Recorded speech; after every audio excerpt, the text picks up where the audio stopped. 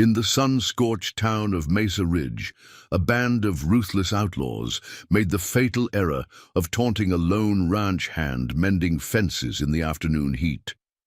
They couldn't have known that the quiet veteran's steady hands had guided more than just horses through desert storms, or that their mockery would awaken a warrior they'd only read about in military legends, the infamous desert ghost of Fallujah. If you're joining us on this journey, share where you're watching from, and don't forget to subscribe.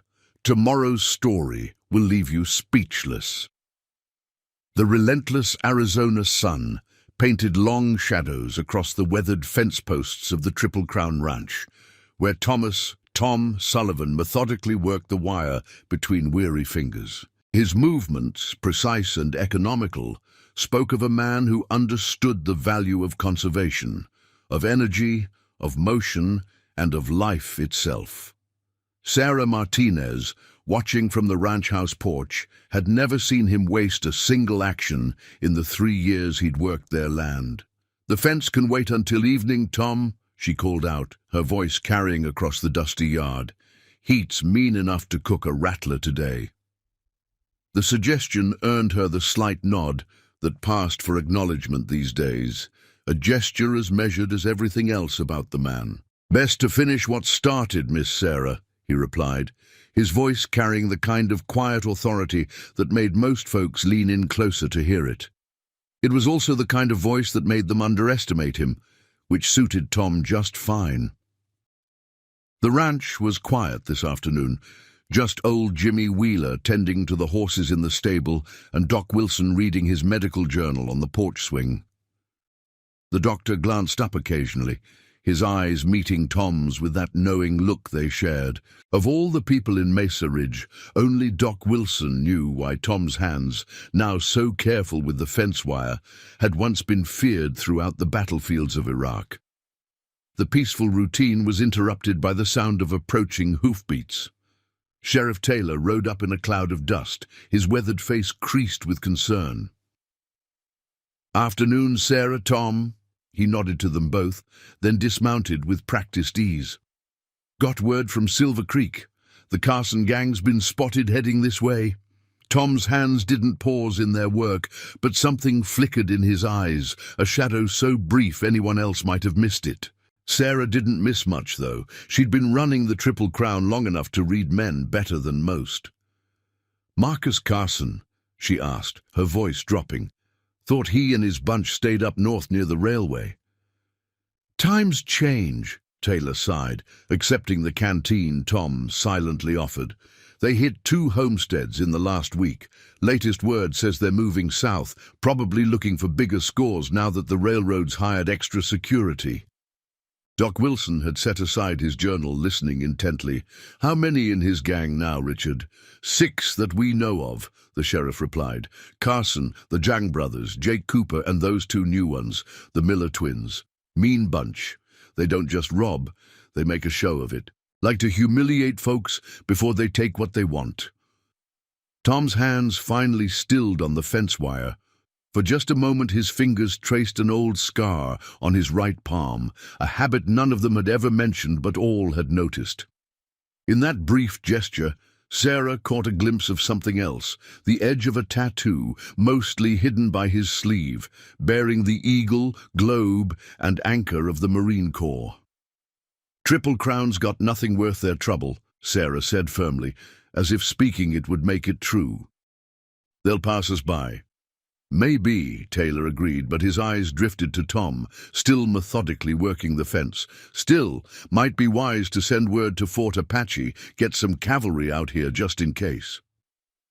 "Takes 2 days for help to arrive from the fort," Tom spoke softly, resuming his work. "If they're coming, they'll be here sooner than that." The sheriff studied him for a long moment. "You seem mighty sure about that." "Just arithmetic, Sheriff. Nothing more." But his words carried a weight that made the afternoon air feel suddenly heavier. Jimmy chose that moment to emerge from the stables, wiping his hands on a rag. "Reckon I better head home before dark. Them clouds rolling in look like trouble." He nodded to Sarah. "Put it on my tab, Miss Martinez." "Just like always, Jimmy." she smiled, making a note in her ledger as the old stable hand shuffled toward his horse. Doc Wilson gathered his things as well, though everyone in the yard knew his next words were just another part of their shared fiction. "Don't forget to pick up those supplies I ordered for your back, Tom. Came in on yesterday's stage." Tom nodded, though everyone present knew he hadn't suffered from back pain in all the years they'd known him. It was just one of those little mysteries they all maintained, like pretending not to notice how he always kept his right hand free when working with the horses, or how his eyes constantly scanned the horizon even when the land was empty for miles. As the afternoon deepened toward evening, Maria, Sarah's younger sister, appeared with fresh water for Tom, her dark hair catching the last rays of sunlight. Her voice, when she spoke about the day's events in town, was bright and clear, a touch of innocence in a place that often had too little of it. "Rider coming," Sarah announced from her spot on the porch, shielding her eyes. "Moving fast." Tom's hands remained steady as he secured the last section of fence, but his stance shifted ever so slightly. To most, he still looked like nothing more than a simple ranch hand finishing his day's work. But Sheriff Taylor saw how the man's weight had settled on the balls of his feet, ready to move in any direction. The sound of thundering hooves grew louder, then stopped abruptly in the ranch yard. Young Billy Thompson, one of the local cattle hands, nearly fell from his horse in his haste to dismount, his face flushed with exertion and fear. "Sheriff! Sheriff Taylor!" he called out, his voice cracking. "They're coming! The Carson gang! They just raided the Henderson place." The news hit the gathering like a physical blow. The Hendersons ran a small homestead just 15 miles north, decent folks who'd never harmed anyone. Tom's movements slowed almost imperceptibly as he listened, though he appeared absorbed in coiling the excess fence wire with military precision. "Tell me everything," Taylor demanded, his hand instinctively moving to his gun belt. Billy swallowed hard, accepting the water Maria offered. "They came at midday. 8 riders, not 6 like we thought. Marcus Carson, he—" The young man's voice faltered. "He made old man Henderson watch while they burned his barn. Said it was a message about what happens to folks who don't show proper respect." Sarah's hand went to her throat. "Mother of God, the Hendersons' youngest, little Amy." "She's safe," Billy assured them quickly. "Mrs. Henderson got her and the other children out through the root cellar, but Mr. Henderson—" He couldn't finish. "What about Mr. Henderson?" Doc Wilson pressed, though his face suggested he already knew the answer. "They tied him to his own porch post, made him watch everything. Then Carson, he—" Billy took another drink, his hands shaking. "He shot Henderson's prize stallion right in front of him. Said next time it wouldn't be the horse." Tom's hands had stopped moving entirely now, his fingers resting on the coiled wire. To most observers, he appeared lost in thought, but Sarah noticed how his breathing had changed. Slower, more controlled, like a man preparing himself for something inevitable. 8 riders, Taylor muttered, doing the mental calculation. "Carson's gotten bolder, recruiting new blood." "Any faces you recognize besides the usual bunch?" Billy nodded. "The Jang brothers were there, and Cooper, the Miller twins too, but the new ones—" He shuddered. "3 men I ain't seen before, mean-looking sorts. One of them had a scar running clear down his face, called himself Reeves, real cold eyes like a rattler's." At the mention of the name, Tom's posture shifted slightly. Most wouldn't have noticed, but Doc Wilson's sharp eyes caught the change. The old physician moved closer, speaking in a voice only Tom could hear. "That name means something to you, son?" Michael Reeves," Tom replied softly, his voice carrying a weight it hadn't held before. "Dishonorable discharge, 3rd Battalion. Bad business in Fallujah." The doctor's eyes widened slightly in understanding. The pieces were falling into place. Why a decorated Marine had chosen to disappear into the anonymity of ranch work, why he never spoke of his service, except in the quietest moments, with those he trusted most. Sheriff Taylor was already mounting his horse. "I'm riding for Fort Apache," Maybe if we're lucky, the cavalry can—" "They won't make it in time," Tom interrupted, his voice carrying that quiet authority that made everyone stop to listen. "Carson's not heading for the fort. He's coming here." Sarah stepped off the porch, her face pale but determined. "How can you be sure?" "Because," Tom said softly, finally looking up from his work, "Reeves was there that day in Fallujah. He'll have recognized my name from the ranch payroll, and men like him, they can't let old debts lie." The implications of his words settled over the group like a heavy blanket. Maria's hand found her sister's, squeezing tight. Doc Wilson's face showed grim understanding, while Billy looked confused, trying to reconcile the quiet ranch hand he knew with whatever hidden history was being revealed. "Tom," Sheriff Taylor started, but the veteran cut him off with a slight shake of his head. "Get word to the surrounding ranches, Sheriff.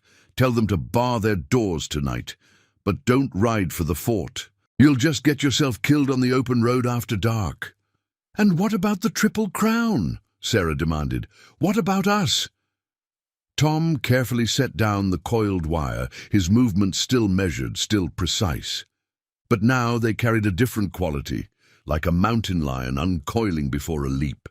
"Miss Sarah," he said softly, "might want to think about taking Maria and heading into town for the night." "This is my ranch," she started to protest, but something in his eyes made her pause. She'd never seen him look that way before, not just alert, but deadly focused, like a man seeing not the peaceful ranch around him, but some distant battlefield.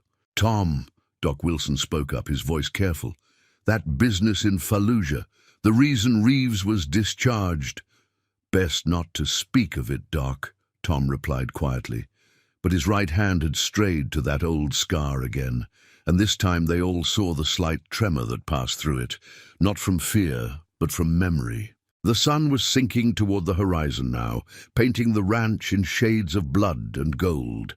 In the distance, thunder rumbled, a summer storm approaching, or perhaps just the echo of things to come. Tom moved toward the ranch house with that same measured pace, but now everyone could see what they'd been blind to for 3 years, the way he held himself, the deliberate precision of his movements, the watchful eyes that missed nothing. This wasn't just a man who'd seen combat, this was a man who had excelled at it. "Sarah," Sheriff Taylor said quietly, "Tom's right. You and Maria should—" "No," she cut him off, her voice firm. "This is our home. We're not running." Tom had reached the porch steps. He paused, looking back at them, and for the first time they saw something else in his eyes, not just the warrior preparing for battle, but the protector who'd found something worth fighting for. "Then we prepare," he said simply, "because when Carson and Reeves get here, they're going to find out that some ghosts from Fallujah never really died. They just found a quieter war to fight." Preparing and narrating this story took us a lot of time, so if you are enjoying it, subscribe to our channel. It means a lot to us. Now back to the story. The late afternoon sun cast long shadows across the Triple Crown Ranch as Tom Sullivan moved with quiet efficiency, transforming the peaceful homestead into something else entirely. His movements were deliberate, each action serving a purpose that only a trained eye would recognize. Sarah Martinez watched from the porch as he positioned water barrels at strategic points around the house, remembering how he'd insisted on their placement when he first arrived 3 years ago. "Just makes sense to have water close at hand," he'd said then, his voice casual, "in case of fire." Now she understood. He'd been preparing for this day since the moment he arrived. Inside the ranch house, Maria organized supplies under Tom's quiet direction, her usual cheerful demeanor replaced by focused determination. "Medical supplies in the root cellar," he instructed softly. "Doc Wilson, you'll set up there if things go wrong. It's the most defensible room below ground." The doctor nodded, understanding the tactical thinking behind the choice. "Like the aid stations we set up in Ramadi," he said, revealing his own military past. "You weren't the only one who served, son." Tom's eyes met the older man's with newfound recognition. "2nd Infantry." "Combat medic," Wilson confirmed. "2 tours. Enough to know that the quiet ones like you, the ones who found peace after, those are the ones who carried the heaviest burdens." Sheriff Taylor had reluctantly agreed to stay, recognizing that the ranch's defense required more than just one man, no matter how capable. He now stood at the window, watching the approach from the north. "You really think they'll come tonight?" "Yes," Tom replied, checking the mechanism of a lever-action rifle with practiced hands. "Carson's type, they like to strike when they think people are unprepared, and Reeves—" He paused, his fingers tracing the rifle's stock. "Reeves will want to finish what started in Fallujah." "What did start in Fallujah?" Sarah asked quietly. She stood in the doorway, her own rifle held with the comfortable familiarity of a rancher's daughter. "What happened between you and this man?" Tom was silent for a long moment, his hands still moving over the weapon with mechanical precision. When he spoke, his voice carried the weight of memories he'd carried alone for too long. "Our unit was tasked with protecting civilians during the evacuation. Reeves and his team, they had other ideas about how to handle the situation. When I tried to stop them—" He shook his head slowly. "Sometimes the enemies you make in war follow you home." Maria appeared with a pot of coffee, pouring cups for everyone. The domestic gesture seemed oddly normal against the tension of their preparations. "But you stopped them, didn't you?" she asked, her young face showing both fear and faith, whatever they were planning. "I stopped them," Tom confirmed quietly. "But the cost—" He didn't finish the thought, but his hand strayed to his side, where they all knew a mass of scar tissue lay hidden beneath his shirt. The setting sun painted the clouds in shades of crimson and gold, a beautiful sight that seemed to mock the gravity of their situation. Tom moved to the porch, his eyes scanning the horizon with the practiced ease of both a Marine and a rancher. The wind had picked up, carrying with it the promise of a storm, and something else, a tension in the air that made the horses in the stable stamp nervously. "Miss Sarah," he said softly, "last chance to reconsider. You and Maria could still make it to town before dark." Sarah moved to stand beside him, her shoulder barely brushing his. "My father built this ranch with his own hands," she replied firmly. "Died defending it from raiders 10 years ago. I won't dishonor his memory by running." "And I won't leave my sister," Maria added, her voice stronger than they'd ever heard it. Tom nodded, as if he'd expected no other answer. "Then we do this smart. Carson will have men watching the approaches. They'll expect us to run or hide. Instead—" He turned to face them all, and in the fading light, they saw something emerge in his bearing. Not just the quiet ranch hand or even the skilled Marine, but something more elemental. A protector who had found something worth any price. "Instead," the sheriff prompted, caught by the change in Tom's demeanor, "instead, we use what they don't expect, their arrogance, their assumptions." Tom's voice took on a tactical clarity they'd never heard before. "Carson's men will come expecting to find a frightened ranch hand and 2 helpless women. What they'll find—" He checked his pocket watch with the same precision he did everything else. "What they'll find is a Marine who never forgot his training, a sheriff who hasn't lost his edge, a doctor who knows more than just healing, and 2 women who'd put most soldiers to shame." Doc Wilson smiled grimly, checking his own revolver. "And a few other surprises I'd warrant. 8 men," Sarah calculated, her voice steady, "against the 5 of us." "Numbers don't tell the whole story," Tom replied, and for the first time, a ghost of a smile touched his lips. "In Fallujah we had a saying, it's not the size of the force that matters, it's the strength of the position and the will of those who hold it." The last rays of sunlight disappeared behind the mountains, plunging the ranch into twilight. In the growing darkness, Tom's figure seemed to change, becoming something more than just a man. a shadow of war given form and purpose. When he spoke again, his voice carried an authority that made them all straighten unconsciously. "Whatever happens next," he said quietly, "remember that we're not just defending a ranch. We're defending a home, and that makes us stronger than any outlaw gang could ever be." The night air crackled with tension as Carson flexed his bleeding hand, his earlier bravado replaced by cold calculation. The Miller twins had shifted their horses nervously, clearly unprepared for this level of resistance. Only Reeves seemed unchanged, his scarred face set in an expression that bordered on amusement. "Quite the welcome party you've arranged, Ghost," he said softly. "Almost like you were expecting us, almost like you've been preparing for this ever since you disappeared after Fallujah." Tom's gun remained steady, his voice carrying that same quiet authority that had once commanded Marines in combat. "Last chance, Michael. Take your men and ride out. What happened in Iraq stays there."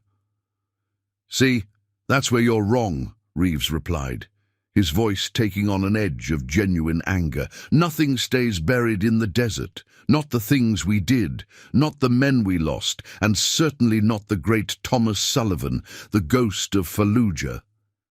Carson's eyes narrowed at the name. "Ghost of Fallujah? That's just a story. They say he could move through enemy territory like a shadow, take out entire insurgent cells without making a sound. They say a lot of things," Tom interrupted quietly. "Most of them aren't true, the ones that are." His eyes met Reeves across the yard.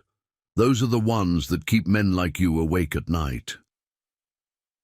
The Jang brothers exchanged glances, their earlier confidence wavering. They'd signed on for a simple ranch raid, not a confrontation with a military legend. Jake Cooper, however, seemed emboldened by the tension. "8 guns against 4, Cooper sneered, his hand straying toward his holster. "Don't matter what kind of ghost he was, numbers don't lie." "Numbers didn't matter much to those civilians you tried to murder," Tom replied, his words directed at Reeves, but his eyes tracking Cooper's movement. "Just like they didn't matter when I stopped you." "You stopped nothing!" Reeves suddenly shouted, his composed facade cracking. "You ruined everything. We had a plan, had buyers lined up for those artifacts. The money would have set us up for life. Instead, you had to play hero, had to report us to command. Got my men killed, got yourself nearly killed, and for what? For strangers?" Sarah's rifle didn't waver, but her eyes widened slightly at the revelation. Doc Wilson, however, nodded grimly as if something long suspected had been confirmed. "For the oath we took," Tom corrected quietly. "For the uniform we wore. For everything that separated us from the people we were fighting." Carson looked between the two men, reassessing the situation. "This is about more than just some military discharge, isn't it, Reeves? This is personal." "Everything's personal in war," Tom answered before Reeves could speak. "Every choice, every bullet, every life taken or saved. That's what separates soldiers from criminals. That's what you never understood, Michael." Thunder rumbled in the distance, closer now, as if nature itself was building towards something inevitable. The wind had picked up, carrying with it the scent of rain and gunpowder. "Enough talk," Cooper suddenly declared, his gun clearing leather with impressive speed. But Tom was faster, impossibly faster. His first shot took Cooper's gun hand, spinning the weapon away. His second caught the man's shoulder as he started to reach for a hidden derringer, dropping him from his saddle. The next few seconds were chaos. The Miller twins drew in unison, but Sarah's rifle cracked once, twice, their guns flying into the darkness. Doc Wilson's revolver spoke next, causing the Jang brothers to rear their horses back, hands raised. Only Carson and Reeves remained steady, though Carson's face had gone pale. "Jesus Christ," one of the Miller twins whispered. 4 shots in less than 2 seconds. 5, Tom corrected calmly. "Check your hat, Mr. Carson." Carson reached up slowly, feeling the neat hole punched through his hat's brim, inches above his head. The shot had been so precise, so perfectly placed, that he hadn't even realized it had happened. "Now you understand," Reeves said, his voice carrying a strange mix of pride and bitterness. "Now you know why they called him the Ghost. It was never about moving silently or hiding in shadows. It was about this, the ability to end a fight before most men realized it had begun." Tom's gun hadn't moved, still trained center mass on Reeves. "This isn't Fallujah," he said quietly. "These aren't civilians you can terrorize or artifacts you can steal. These are good people defending their home. Walk away." "Or what?" Carson demanded, though his voice shook slightly. "You'll kill us all. Is that what passes for justice out here?" "No," Tom replied, and for the first time, something like sadness crept into his voice. "If I wanted you dead, you wouldn't have made it within 100 yards of this ranch. I've got something far worse in mind for men like you."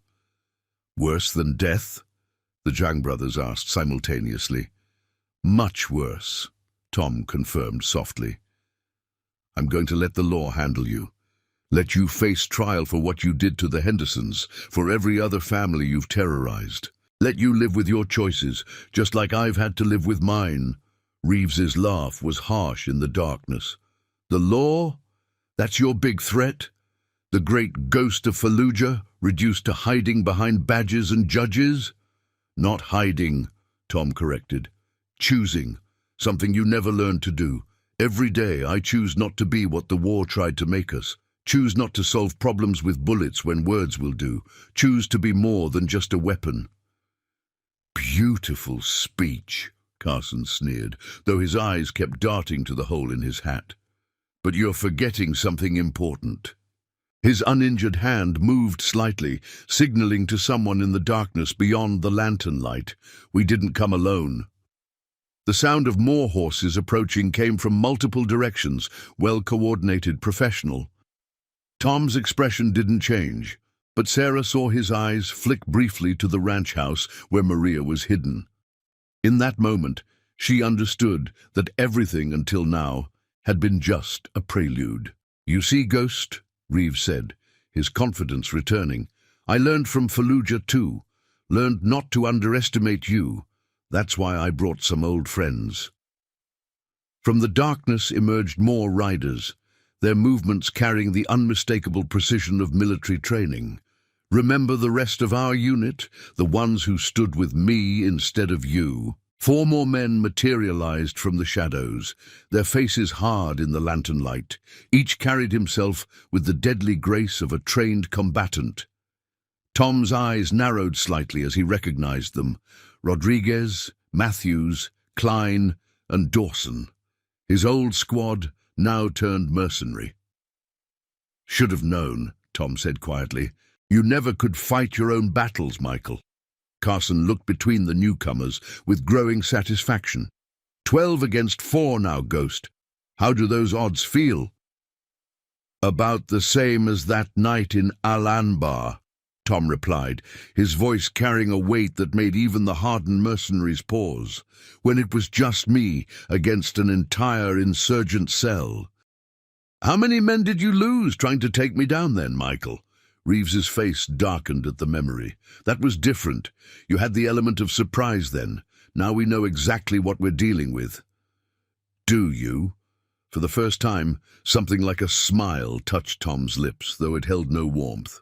"You really think I've spent 3 years on this ranch, just mending fences and breaking horses?" As if in answer to his words, more rifles appeared at the ranch house windows. Maria had positioned the ranch hands who'd stayed loyal, their weapons glinting in the darkness. Doc Wilson had somehow shifted position without anyone noticing, now covering a different angle with his revolver. 3 years, Tom continued softly. 3 years to plan, to prepare, to turn every inch of this ranch into exactly what I needed it to be. Just in case men like you ever came looking. Rodriguez, the smallest of the mercenaries but always the smartest, studied the ranch layout with new eyes. "The water barrels," he said suddenly, "they're not just for fire, are they? They're positioned to provide cover, and the way the lanterns are placed creates false shadows," Tom confirmed. "Makes it impossible to tell how many defenders there really are. just like I taught you all in urban combat training." Matthews swore softly. "He's turned the whole ranch into a kill zone." "Not yet," Tom corrected, his voice carrying that same quiet authority that had once commanded their absolute loyalty. "But I will if you force my hand. Ask yourself, how many of you will die trying to take this position? How many are willing to die for Michael's vendetta?" The Miller twins exchanged nervous glances. Even Carson seemed less certain, though he tried to hide it, but Reeves wasn't finished. "Touching speech," he sneered. "But you forgot something important, something you taught us yourself. Every position has a weakness, even this one." He raised his hand, and from the darkness behind the stables came a muffled cry. Tom's eyes hardened as two more men emerged, dragging Jimmy Wheeler between them. The old stable hand's face was bloody, his eyes wide with fear. "Found him trying to slip away to warn the town," Reeves explained with cruel satisfaction. "Now, what was that you were saying about choices, Ghost?" For the first time, real emotion crossed Tom's face. Not fear, but something darker, more dangerous. Sarah had never seen him look that way before, and she understood suddenly why he'd earned his nickname. In the lantern light, he seemed to become something else entirely, something that made even hardened killers take an involuntary step back. "Michael," he said, his voice barely above a whisper, "you just made the same mistake you made in Fallujah. You threatened an innocent to gain tactical advantage." "And it worked then, didn't it?" Reeves taunted. "Made you hesitate, made you lower your weapon. Because the great Thomas Sullivan, the famous ghost, can't bear to see civilians hurt. Your conscience makes you weak." "No," Tom replied softly. "My conscience makes me strong, because I've spent every day since Fallujah preparing for men like you, planning for exactly this moment." His free hand moved slightly, and suddenly the night was filled with sound, the mechanical click of mechanisms being engaged. Rodriguez's eyes widened in recognition. "Tripwires," he breathed.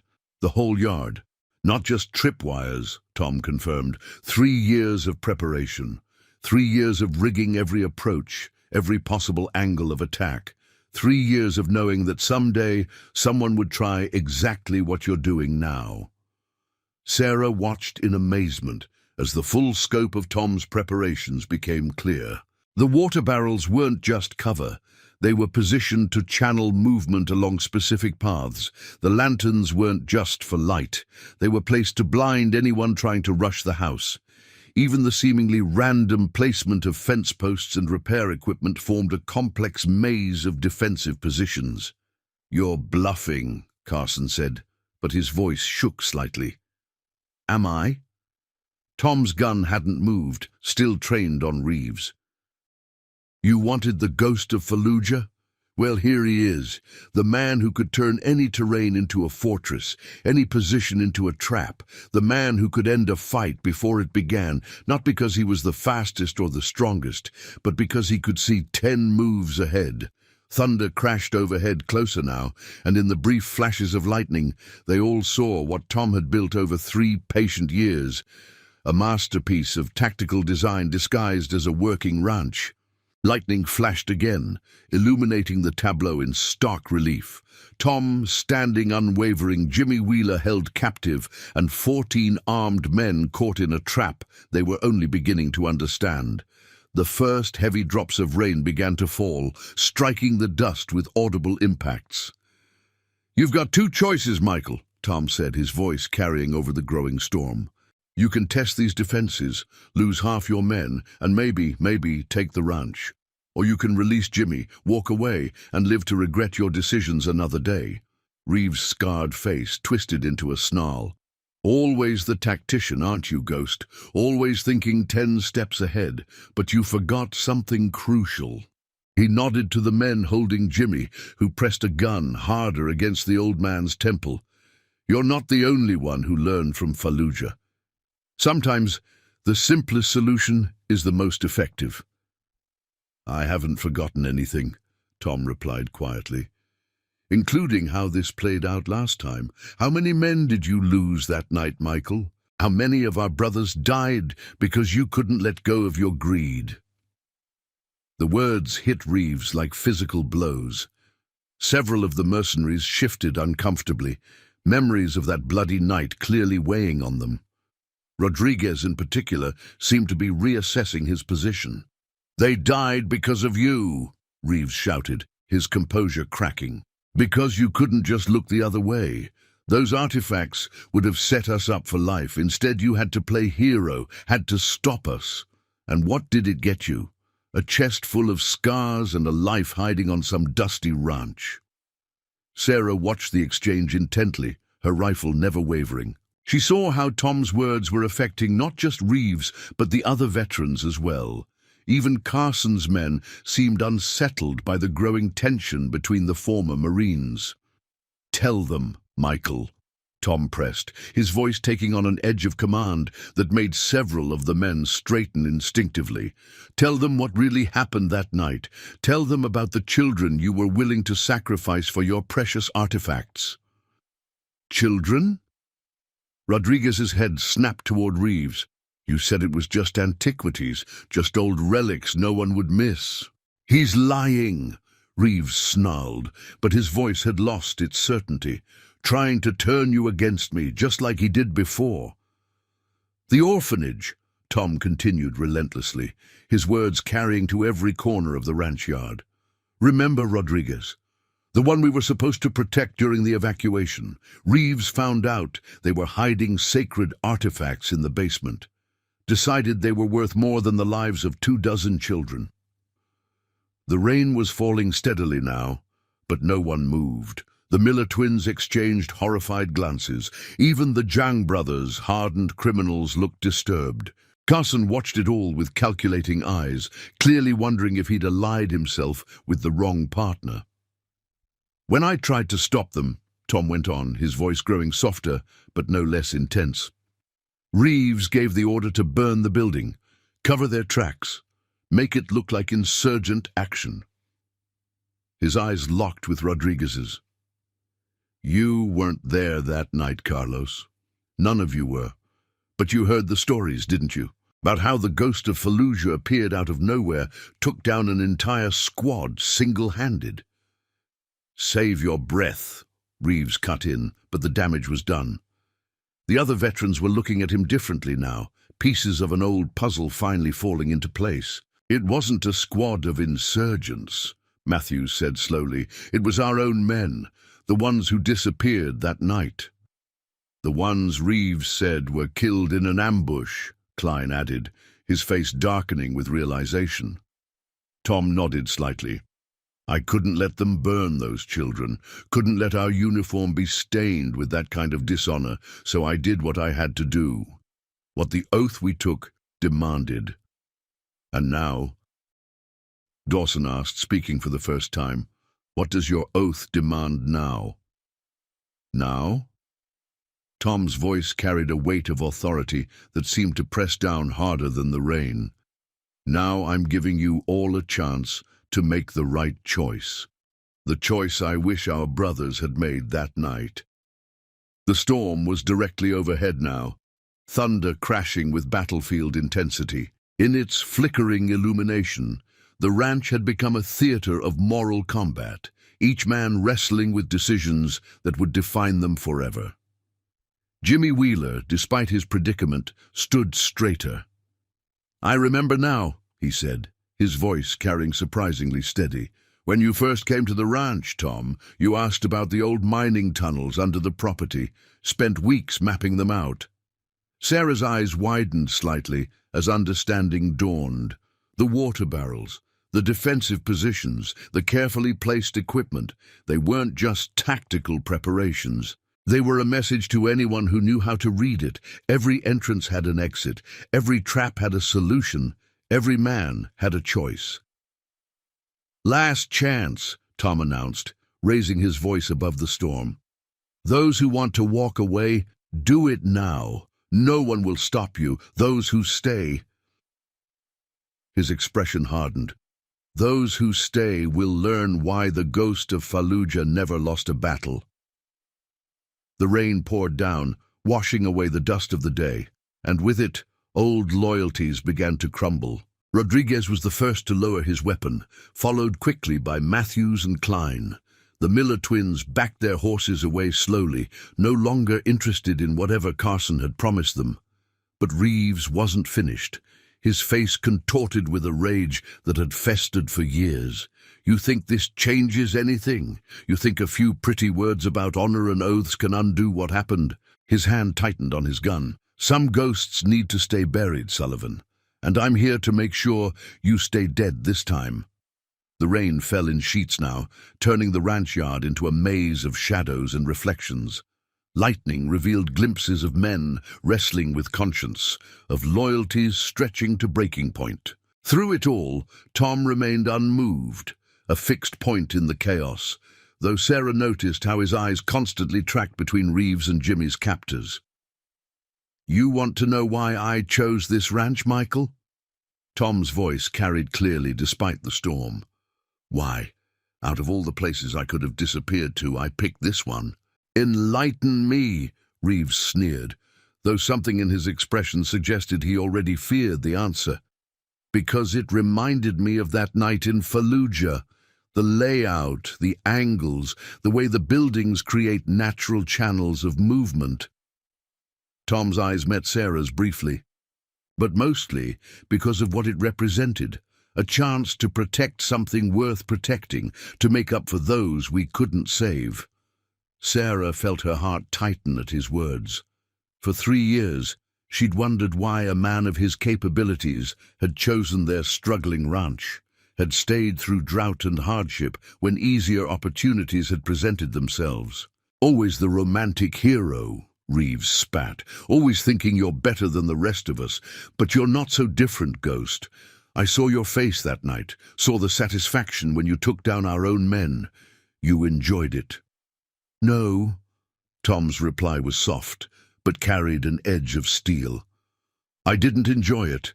I did what was necessary, what the oath demanded, the same oath you broke for money." Carson, watching the exchange with growing unease, finally spoke up. "This is all very touching, but we've got business to settle. The ranch, the sisters, the—" "Shut up," Reeves snapped, his eyes never leaving Tom. "You don't understand what's really at stake here. This isn't about your petty robbery. This is about finishing what started that night." The rain had plastered Tom's shirt to his shoulder, revealing the outline of old scars, reminders of the price he'd paid for his principles. Rodriguez and the others who had lowered their weapons had begun slowly backing away, creating distance between themselves and what was clearly becoming a personal reckoning. "Tell me something, Ghost," Reeves continued, his voice taking on an almost contemplative tone. "Do you still see their faces? The men you killed that night, our brothers?" "Every day," Tom answered without hesitation. "Just like I see the faces of the children we saved, the ones you were willing to sacrifice." His grip shifted slightly on his gun. "But there's something you never understood about that night, Michael. Something you never figured out." "And what's that?" "I wasn't alone." Tom's words fell like stones into water, creating ripples of reaction among the veterans present. "Someone else in our unit knew what you were planning. Someone who made sure the right people heard about it afterward, who made sure the truth couldn't be buried with those children." Reeves's face went pale, then flushed with rage as realization dawned. "Wilson," he breathed. "Our combat medic. He was there that night, wasn't he? Treating the wounded at the evacuation point." Doc Wilson stepped forward slightly, his revolver steady despite the rain. "And documenting everything I saw, every order you gave, every threat you made. The only reason you got a dishonorable discharge instead of a firing squad was because some of the evidence mysteriously disappeared." The revelation hit the remaining mercenaries like a physical blow. Matthews and Klein exchanged glances, loaded with new understanding. Even Carson seemed to grasp that he'd stumbled into something far deeper than a simple ranch raid. 3 years. Tom continued quietly. 3 years I've worked this ranch, helped build it into something stronger. And every day I remembered what you taught me in Fallujah, Michael, that the greatest threats don't always come from outside. Sometimes they come from the men standing next to you, wearing the same uniform, speaking the same words about honor while their hearts are filled with greed. Sarah moved closer, her rifle never wavering. That's why you insisted on checking every hand we hired, she said softly. Why you spent so much time training us all, teaching us to watch for signs. To be ready, Tom confirmed, because men like Michael, they can't let go of the past. They carry their wars with them, spread them like poison wherever they go. His eyes locked with Reeves. But this isn't Fallujah. These aren't helpless civilians you can threaten. This is my home now. These are my people, and I've spent 3 years making sure they know exactly how to defend what's theirs. The rain began to ease slightly, though thunder still rolled overhead. Jimmy Wheeler, despite his captor's grip, stood straighter at Tom's words. The old stable-hand's eyes showed not fear now, but pride. Pride in being counted among his people. Your people? Reeves laughed, but the sound held an edge of desperation. Look at you, playing rancher, playing protector. You're still just a killer, Ghost, just like me. The only difference is, I admit what I am. No. Tom's voice carried that quiet authority that had once commanded men in battle. The difference is, I chose to be something more. Every day I choose it again. And right now, I'm choosing to give you one last chance to end this without bloodshed. But even as he spoke, Sarah saw something in Reeves' eyes. A darkness that wouldn't be reasoned with. A wound that couldn't be healed with words alone. The moment of choice was coming, swift as lightning, inevitable as thunder. And she knew with sudden clarity that the peaceful life they'd known at Triple Crown Ranch was about to change forever. The storm had settled into a steady drizzle, the earlier thunder now just distant rumbles. Water ran in rivulets through the carefully constructed channels Tom had built around the ranch yard, turning his defensive positions into a complex network of mirrors that fragmented and multiplied the lantern light. You see it now, don't you? Tom asked softly, his words meant for everyone, but his eyes fixed on Reeves. Why I chose this spot for every water barrel, every fence post, every pile of lumber. The rain wasn't just a possibility. It was part of the plan. Rodriguez, who had moved further from Reeves' group, nodded slowly in understanding. The channels, they're not just for drainage. They're... He paused, military training kicking in. They're forcing channels, control the water. Control the movement, Tom finished. Just like in urban combat. Create paths that look natural, but lead exactly where you want them to. His free hand gestured slightly. Right now, there are only 3 safe paths through this yard. Every other route is covered by at least 2 firing positions. Carson, trying to maintain some control of the situation, scoffed. Pretty words, but you're still outnumbered, still got your friend at gunpoint. Numbers, Tom replied, that ghost of a smile touching his lips again. You keep counting numbers, but you're not seeing the whole board. Doc, Wilson's voice carried from his position near the stable. The moment they grabbed Jimmy, I started treating this like a mass casualty situation. First rule of triage, assess the entire battlefield. And what did you see, Doc? Tom prompted, though his eyes never left Reeves. 14 hostiles initially, now reduced to 8 with Rodriguez and the others standing down. Of those 8, 3 are in compromised positions due to the rain channels. 2 more are physically separated from supporting fire by the water barrels. The remaining 3, including Mr. Reeves, are bunched together, a tactical error we trained specifically to avoid. The clinical assessment, delivered in the calm tone of a medical report, had an immediate impact. The Miller twins, already uncertain, took another step back. Even Carson's remaining men began looking around with new eyes, seeing how thoroughly they'd been maneuvered. But that's not all, Tom continued. Sarah, what did you notice about their horses? Sarah, understanding the game now, played her part perfectly. Half of them are spooked by the thunder. 3 more are favoring their right legs, probably from pushing too hard to get here, and Mr. Carson's mount. She allowed herself a small smile. Well, I raised that horse myself. She won't run straight in the rain. The systematic breakdown of their tactical position had its intended effect. The remaining men began to shift uneasily, seeing themselves not as overwhelming force, but as pieces on a board where every move had been anticipated. Then there's Maria, Tom added casually.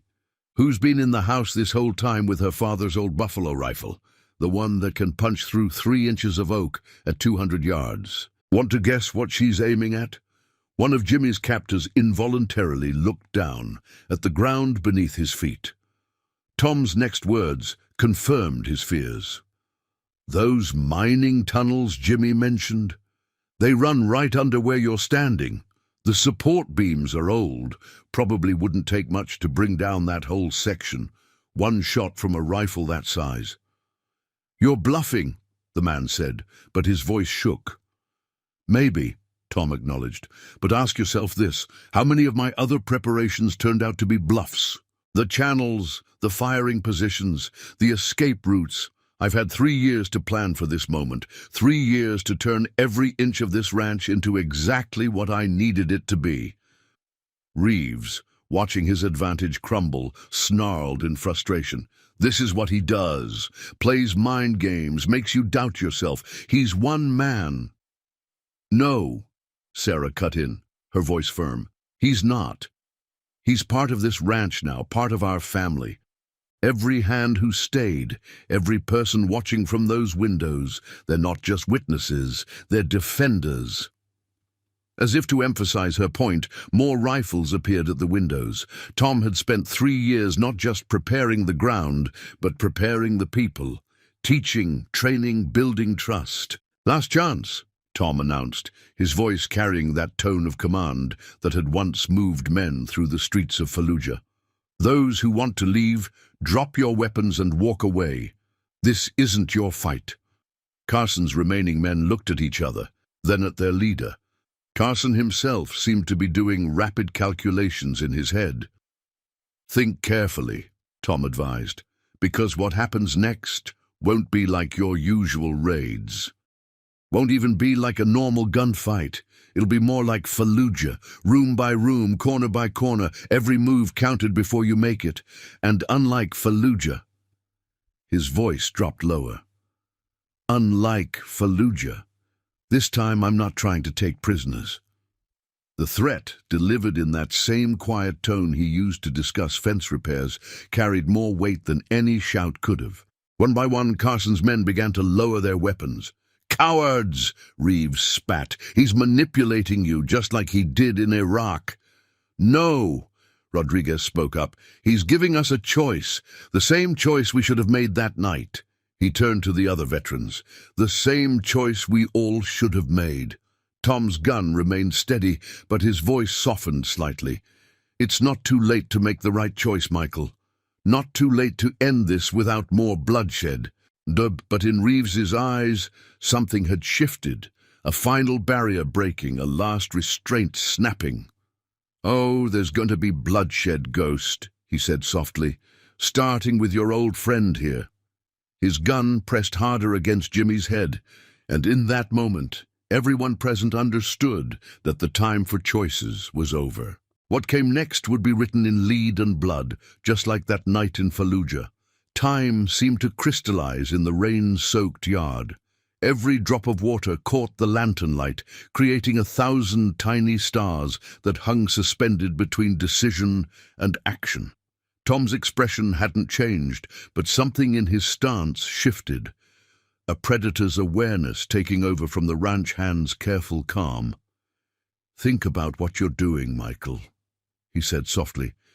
You're holding a gun to the head of a man who's spent 40 years working this land. A man who's never harmed anyone. Is that what we became Marines for? Reeves's laugh was harsh in the wet air, still trying to appeal to honor, to duty. Look around you, Ghost. Look what your precious honor has brought you, hiding on a ranch, playing cowboy, pretending you're something other than what we both know you are. And what's that? A killer, the best I ever saw. The man who could end a firefight before it began, who could move through enemy territory like a shadow. Reeves's voice took on an almost reverent tone. The ghost of Fallujah. They still tell stories about you, you know, about the night you took down 12 men without making a sound. 15, Tom corrected quietly. There were 15 that night. 3 on the roof you never saw. The casual correction sent a shiver through the watching crowd. Even Carson, who had faced his share of dangerous men, felt a chill that had nothing to do with the rain. But that's not who I am anymore, Tom continued. That man died in Fallujah, along with the brothers we lost, along with whatever honor you had left. Honor? Reeves spat. Honor doesn't pay the bills, Ghost. Honor doesn't set you up for life. Those artifacts would have made us rich, would have given us everything we deserved after what we sacrificed for this country. Those artifacts weren't yours to take. Those lives weren't yours to spend. Tom's voice hardened. Just like Jimmy's life isn't yours to bargain with. Sarah, watching from her position, saw something change in Tom's bearing. The transformation was subtle but complete, the ranch hand falling away like an ill-fitting coat, revealing the warrior beneath. This was the ghost of Fallujah, the man who had become legend in the dark streets of Iraq. Last warning, Tom announced, his voice carrying that tone of command that made several of the veterans straighten instinctively. Release him. Or what? Reeves challenged. You'll kill me? Kill all of us? Prove everything I've been saying about you? No. Tom's reply was soft, but carried to every corner of the yard. I'm going to show you what you never understood about that night in Fallujah, about why they called me the Ghost. Without warning, his gun hand moved, not toward Reeves or Jimmy's captors, but straight up into the air. The shot cracked like thunder, causing several horses to rear in panic. In the chaos that followed, several things happened at once.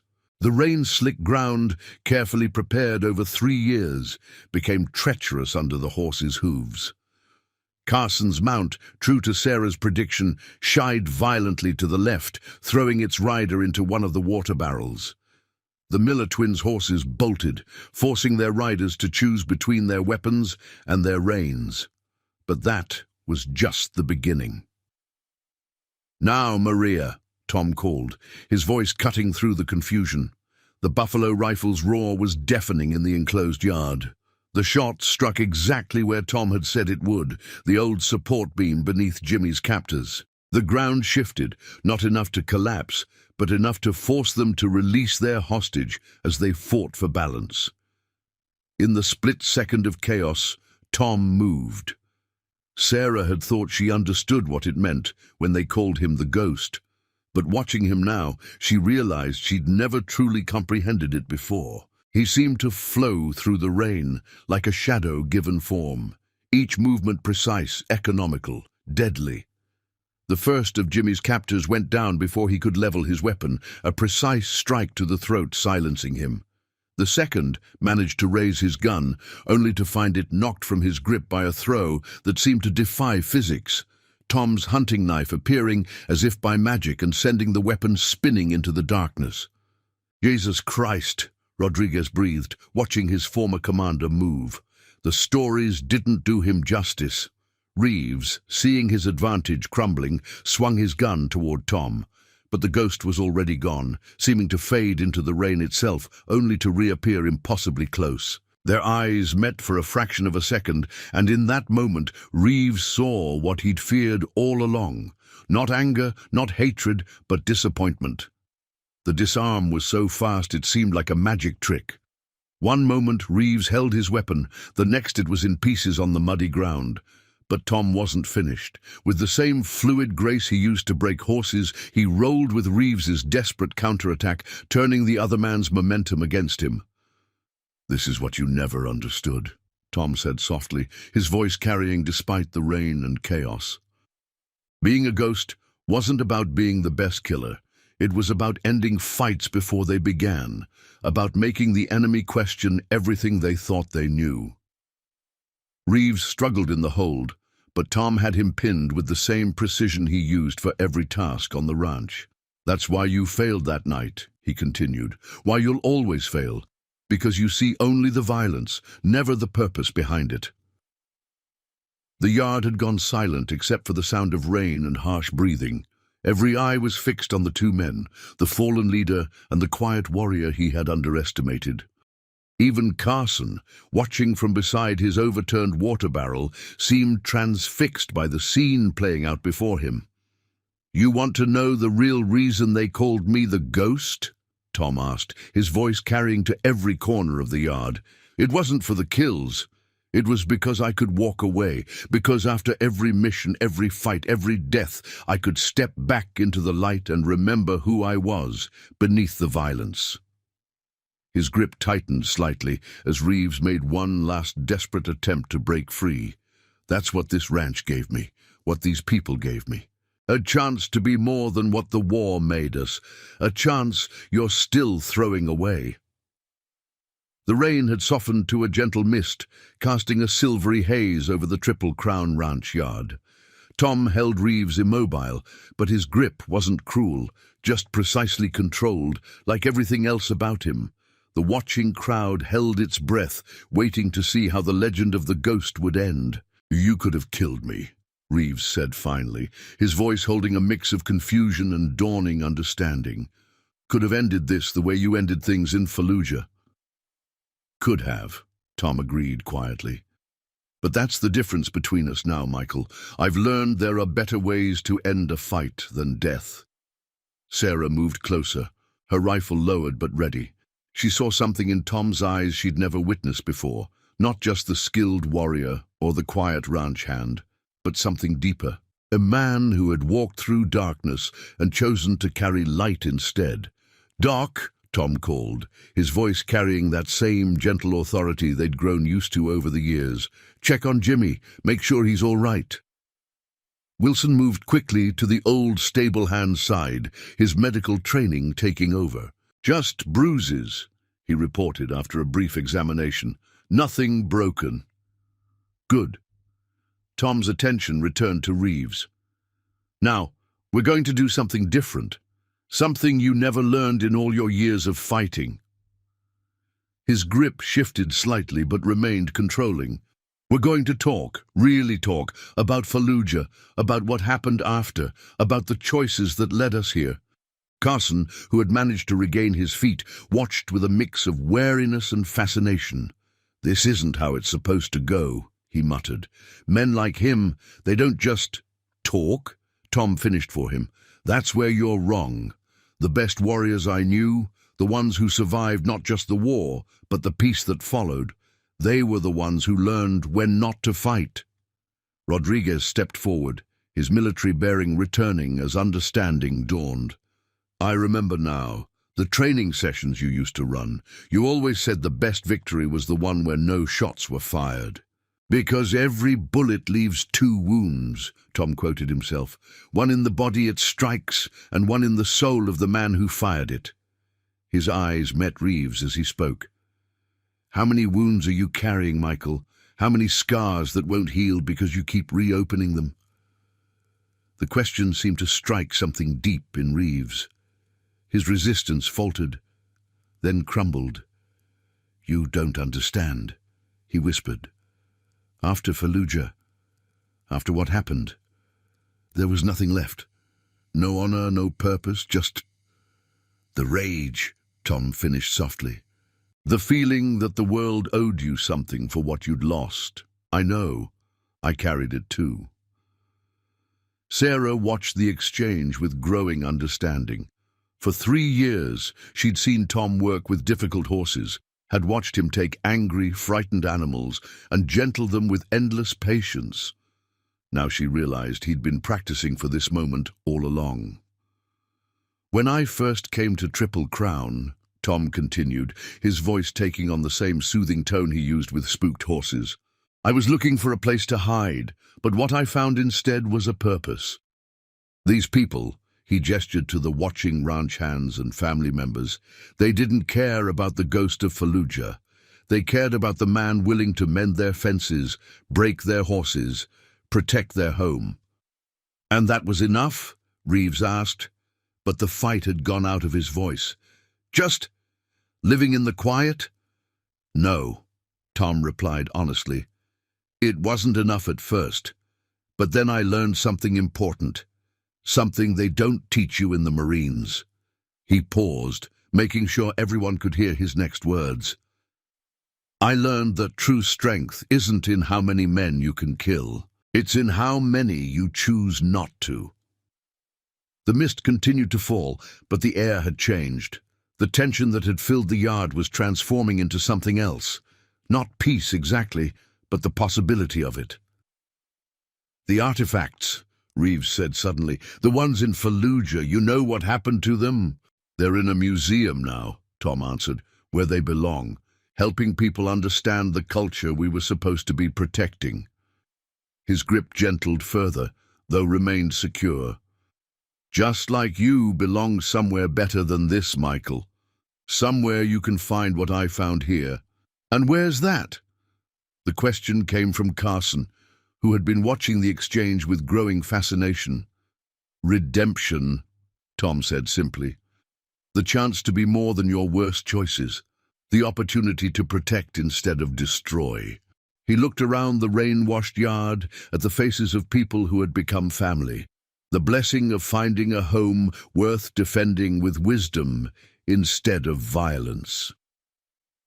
Maria had emerged onto the porch, the buffalo rifle held confidently but pointed at the ground.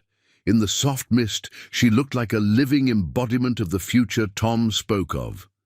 Young, strong, unafraid, but choosing peace over power. "So what happens now?" Reeves asked, his voice holding more uncertainty than challenge. "Now," Tom replied, "you make a choice. The same choice I made 3 years ago. You can keep carrying the war with you, letting it poison everything you touch.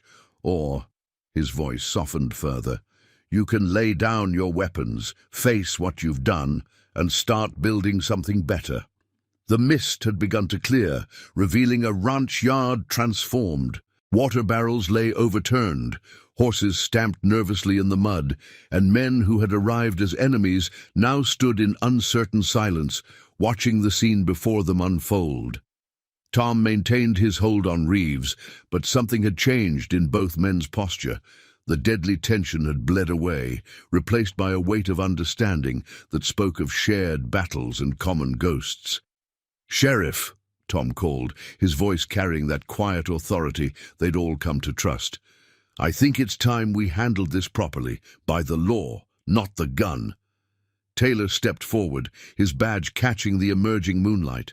"Michael Reeves, Marcus Carson," he announced formally.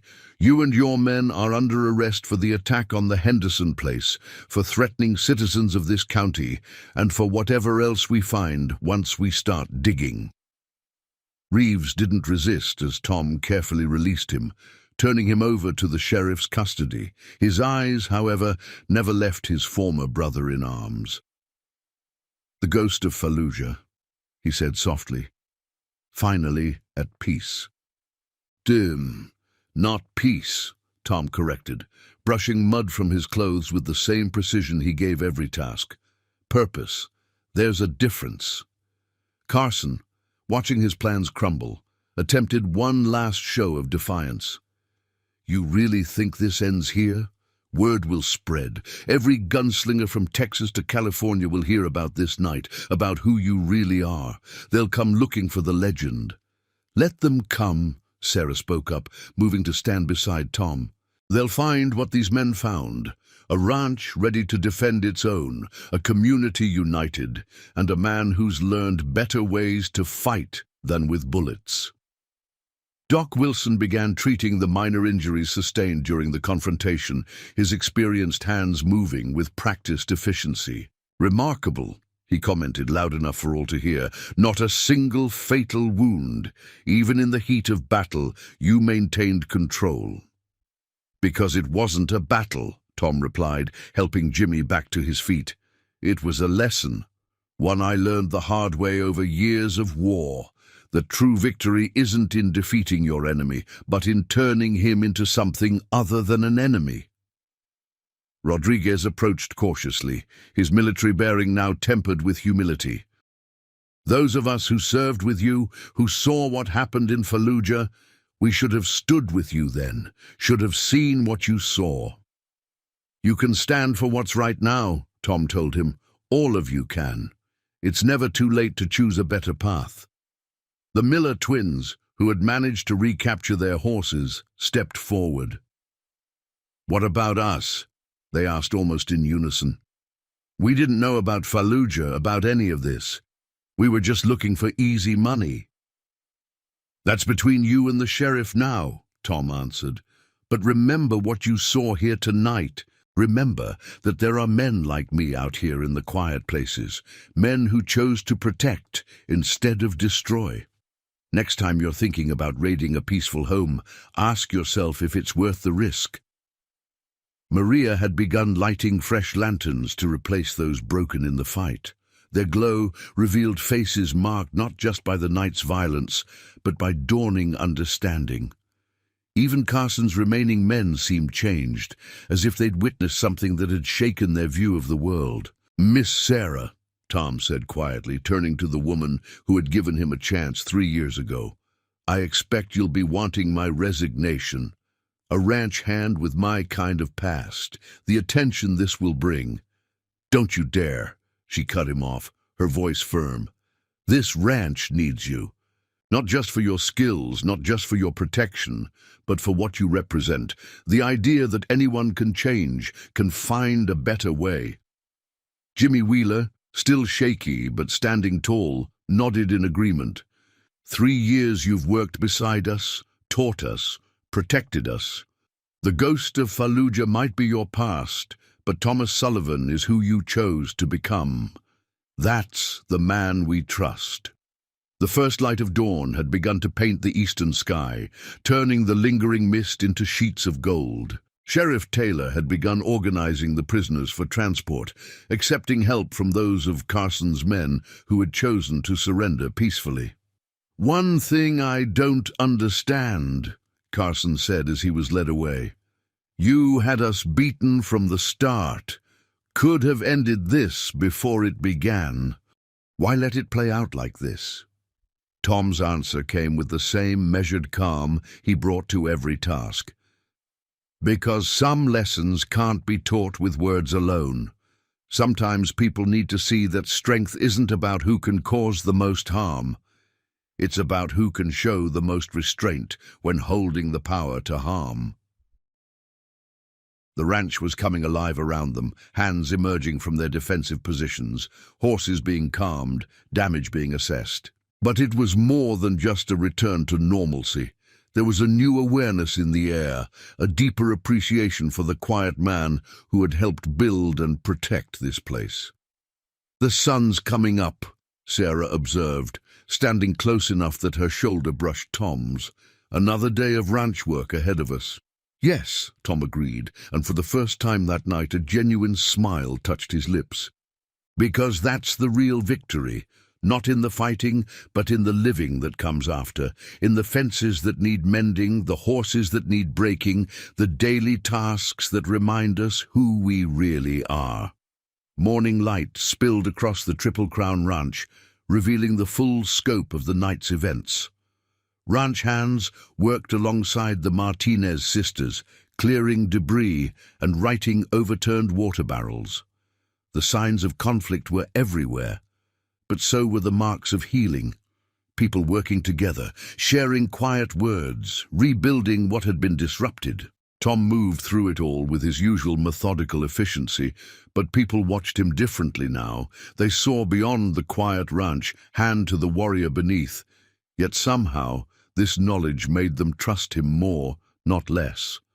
He was still the same man who had taught them to gentle horses, to read weather patterns, to defend what mattered. Just now they understood better why he was so good at all of it. The Henderson place, Sarah said, joining him as he repaired a broken fence post. We should send some hands to help them rebuild." "Already arranged," Tom replied, his movements precise as ever. "Rodriguez and his men asked to help. Seems they want to start making amends." Sarah studied him for a moment. "You knew they would, didn't you? That's why you gave them that chance to stand down." "Every man needs a path to redemption," he answered quietly. "Sometimes they just need someone to show them where it starts." Doc Wilson approached, his medical bag in hand. "Those old wounds bothering you?" he asked, nodding toward Tom's shoulder where the scar tissue had been visible through his torn shirt during the fight. "No more than usual, Doc." But Tom submitted to a quick examination, understanding it was the physician's way of processing the night's events. "You know," Wilson said as he worked, "I've treated a lot of veterans over the years, seen what war does to men, how it changes them, but I've never seen anyone carry it quite like you do. Not as a burden, but as a responsibility." Jimmy Wheeler had joined them, moving stiffly but insisting on returning to his stable duties. "Reminds me of my own service," the old man said. "Career. Came back carrying ghosts just like everyone else. Took me years to learn what you already knew, Tom, that the best way to quiet those ghosts is to build something worth protecting." Maria appeared with coffee for everyone, her young face thoughtful. "Is that why you chose us?" she asked Tom directly. "The ranch, I mean. Did you see something here worth protecting?" "No." Tom's hands stilled on the fence post, considering her question with his usual care. "What I saw," he finally replied, "was a place where people judged you by your actions, not your past. Where every day brought honest work and clear purpose. Where a man could use his skills to build instead of destroy." Sheriff Taylor rode up, having secured the prisoners in town. "Word spreading," he announced without preamble, "about what happened here last night, about who you really are." "Let it spread," Sarah said firmly. "Let them know that the Triple Crown is protected by more than just guns and guts. It's protected by a man who chose to be better than his legend." The sheriff nodded thoughtfully. "Already had 3 ranches ask if you'd be willing to teach their hands some of your defensive techniques. Seems folks are more interested in learning how to prevent violence than perpetrate it." "Might not be a bad idea," Doc Wilson suggested. "Share what you know, help other places build the kind of security you created here. Turn the ghost's skills toward protecting more than just one ranch." Tom considered this as he finished securing the fence post. When he spoke, his voice carried that quiet authority they'd come to rely on. "Maybe that's the next step, taking what I learned in war and truly turning it toward peace.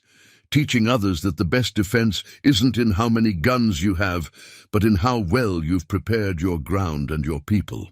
Sarah watched as more ranch hands arrived from neighboring properties, coming to help with repairs, and though they wouldn't admit it, to catch a glimpse of the man behind the night's events. But Tom treated them all the same way he had for 3 years, with respect, patience, and that careful attention to detail that marked everything he did. "You're not just teaching them about defense," she observed. "You're teaching them about redemption, about how to come back from darkness carrying light instead of shadows." "The way I see it," Tom replied, reaching for another fence post, "every skill I learned as the ghost, every lesson paid for in blood and loss, they all have peaceful applications. The attention to detail that made me a good shooter makes me a better ranch hand.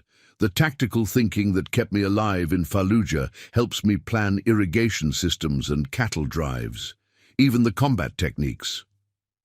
He paused, watching Rodriguez demonstrate a defensive stance to some younger hands. They can be taught in a way that emphasizes protection over harm. Maria, who had been listening intently, suddenly smiled. "That's why you always insisted on teaching us the reasons behind everything you showed us. Not just how to do things, but why they mattered. Knowledge without understanding is just another kind of weapon," Tom agreed. But understanding, that's what turns skills into wisdom. As the morning wore on, more people arrived at the Triple Crown. Some came to help with repairs, others to offer support, and yes, some came out of curiosity. But what they found wasn't the legendary ghost of Fallujah. Instead, they found a quiet man doing honest work, surrounded by people who knew both his strength and his restraint, and were better for knowing both. A week after the confrontation at Triple Crown Ranch, the changes were subtle but significant. The water barrels had been restored to their strategic positions, but now everyone understood their dual purpose. The fence lines that Tom had so carefully maintained over the years took on new meaning, not just boundaries, but carefully planned defensive positions that protected without threatening. The most noticeable change, however, was in how people carried themselves. Ranch hands moved with new awareness, understanding that every skill Tom had taught them, from horsemanship to rope work, had layers of wisdom built into it. Even the way they arranged tools at the end of each day reflected his influence. Everything in its place, ready for any purpose, peaceful or otherwise. "You've created something unique here," Doc Wilson observed, watching as Tom worked with a group of hands from neighboring ranches. A kind of peaceful vigilance. Tom paused in his demonstration of how to properly secure a barn door, a lesson that, they now realized, contained principles of tactical defense. "Peace isn't just the absence of violence," he replied. "It's the presence of preparation and understanding." Sarah, who had been reviewing requests from other ranches for Tom's guidance, smiled as she watched him work. The quiet ranch hand who had arrived 3 years ago hadn't changed exactly. He still moved with the same precise economy, still spoke with that careful consideration. But now his teachings carried an openly acknowledged depth. "Show them the water barrel setup," she called out, "the way you designed it for both drought and defense." Tom nodded, gathering the group around one of the restored barrels. "The principle is simple," he explained, his teaching voice carrying the same gentle authority he used for everything else. "Every preparation can serve multiple purposes. A water barrel placed for fire prevention can also provide cover. A fence line designed to control cattle can help control unwanted approaches. The key is to build security into the natural flow of ranch life." Jimmy Wheeler, still sporting bruises but back to his regular duties, added his own perspective. "Been working ranches for 40 years, he told the gathered hands. "Never felt safer than under Tom's systems, and never even knew half of what those systems were doing." The afternoon sun cast long shadows across the yard as Tom continued his instruction. He showed them how to arrange tools for easy access while creating defensive positions, how to plan cattle movements that naturally secured vulnerable areas, how to use the landscape itself as both ally and shield. "Notice how he teaches," Maria whispered to her sister, "not just the what and how, but always the why, making sure they understand the thinking behind every decision." Sarah nodded. The requests for Tom's guidance had been pouring in, not just from ranches, but from towns and settlements across the territory. Everyone wanted to learn from the man who had defeated a gang of hardened outlaws without a single death, who had turned a simple ranch into an impregnable fortress without sacrificing its beauty or function. "3 main principles," Tom was saying, his voice carrying that quiet intensity that made everyone lean in to listen. "First, every defense should serve a peaceful purpose. Second, the best security is the kind that doesn't look like security at all. And third, most importantly, your greatest strength isn't in your weapons or your walls, but in your people." Rodriguez, who had stayed on after helping rebuild the Henderson place, nodded in understanding. "Just like in Fallujah," he said softly, "but this time we're building something instead of destroying it." The transformation extended beyond just security measures. Tom's influence had begun to shape how the entire community approached challenges. When a dispute arose between neighboring ranches over water rights, they found themselves applying his principles of careful preparation and measured response. When a group of young troublemakers came through town, they were met not with threats, but with the kind of calm readiness that made violence seem foolish. "You know what strikes me?" Doc Wilson said to Sarah as they watched Tom work. "A month ago, if you'd told any of these people they'd be taking lessons from the ghost of Fallujah, they'd have pictured something very different. They'd have expected war stories and combat techniques. Instead, they're learning about peace," Sarah finished, "about how to build something so strong it doesn't need to prove its strength." As the afternoon lesson wound down, one of the younger hands raised a question that had clearly been on many minds. "But sir," he asked Tom, "what happens if more outlaws come? Now that the word's spread about who you are, about what happened here?" Tom's response carried the weight of hard-won wisdom. "That's exactly why we prepare, not just to defend ourselves, but to make defense unnecessary. When word spreads, let it spread the whole truth, that this is a place where violence finds no purchase, where strength serves protection rather than power, where even those who come meaning harm might find a better path." The setting sun painted the ranch in shades of gold, highlighting the careful order of everything around them. The water barrels caught the light like sentinel posts, the fence lines traced patterns of protection across the land, and the people moved with the kind of confidence that comes not from the ability to fight, but from the knowledge that they were prepared for anything. "The ghost of Fallujah," Sarah mused, watching as Tom finished with his students. "They'll still tell stories about you, you know, but there'll be different stories now." "Good," Tom replied simply, "because these are the stories that need telling, not about how to win battles, but about how to make battles unnecessary, not about being the fastest gun, but about being the steadiest hand in times of peace." A month after the night that changed everything, the Triple Crown Ranch had become something more than just a successful cattle operation. It stood as a testament to the idea that strength and peace could coexist, that the skills of war could be turned toward the preservation of harmony. The morning sun found Tom where it always did, at work before dawn, moving through his tasks with that same measured precision that had once made him legend. But now his movements carried an openness they hadn't before, each action a lesson for those who knew how to see it.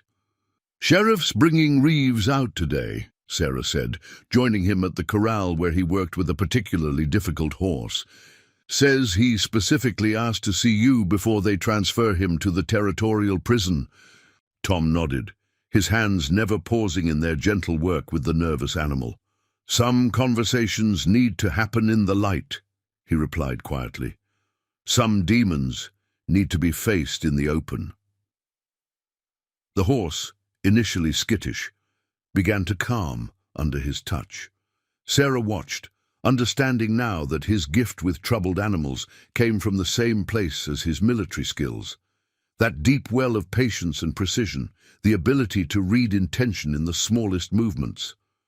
"The Henderson place is almost rebuilt," she continued. "Rodriguez and his men have done good work there. They're talking about settling in the valley, starting their own ranch." "Following a better path," Tom observed, a slight smile touching his lips. "Just like this fellow here." He patted the horse's neck as it finally accepted the bit. Sometimes the wildest spirits just need to be shown a different way. The ranch yard began to fill with its usual morning activity, but there was a new rhythm to it now. Every hand moved with purpose and awareness, their daily tasks incorporating the principles Tom had taught them. The water barrels stood ready, the fence lines maintained their subtle defensive positions, but it all flowed so naturally that a casual observer might never notice the layers of protection woven into the ranch's daily life. Sheriff Taylor arrived with his prisoner as the morning reached full light. Reeves, handcuffed but walking tall, looked different than he had that rainy night. The rage that had driven him seemed to have burned away, leaving something quieter in its place. "Ghost," he said as Tom approached, then corrected himself. "Tom, the ranch looks good." Getting better every day," Tom replied, studying his former brother-in-arms with careful eyes. "Just like most things, if you give them the chance." The two men moved to the porch, where Maria had set out coffee.